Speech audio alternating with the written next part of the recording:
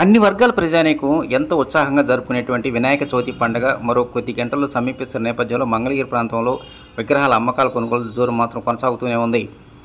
10,000 రూపాయల దగ్గర నుంచి 40,000, 50,000 రూపాయలు విలువ చేసేటువంటి వివిధ రూపాల్లో ఉన్నటువంటి విగ్రహాల అమ్మకాల జోరు బాగా ఉందని చెప్పవచ్చు. ఒక మంగళగిరి ప్రాంతం నుంచే కాకుండా రాష్ట్రంలోని ఇతర జిల్లాల నుంచి కూడా పెద్ద సంఖ్యలో విగ్రహాలు కొనుగోలు చేయడానికి ముందుకు వస్తున్నట్టు వ్యాపార సంస్థలు చెబుతూ ఉన్నాయి. మరోవైపు మంగళగిరి పట్టణ రూరల్ ప్రాంతంలో మున్నెన్నడూ లేని విధంగా ప్రతి గల్లీలో ఓ విగ్రహం ఏర్పాటు చేసే విధంగా పెద్ద సంఖ్యలో ఈసారి విగ్రహాలు ఏర్పాటు చేస్తూ ఉన్నారు. ఈ వార్త చదివే సమయానికి మంగళగిరి పట్టణ రూరల్ ప్రాంతంలో దాదాపు వివిధ చోట్ల 200 మంది విగ్రహ ఏర్పాటు చేసేటువంటి నిర్వాహకులు ఆన్లైన్లో బుక్ చేసుకున్న సమాచారం.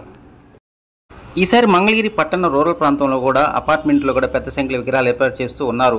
ఇతర ప్రాంతాల నుంచి వచ్చేటువంటి ఉద్యోగస్తులు కావచ్చు, వ్యాపారస్తులు కావచ్చు, ఎవరైనా సరే మంగళగిరి కేంద్రంగా ఈసారి వినాయక పండుగను ఘనంగా నిర్వహించడానికి భారీ ఏర్పాట్లు చేస్తూ ఉన్నారు.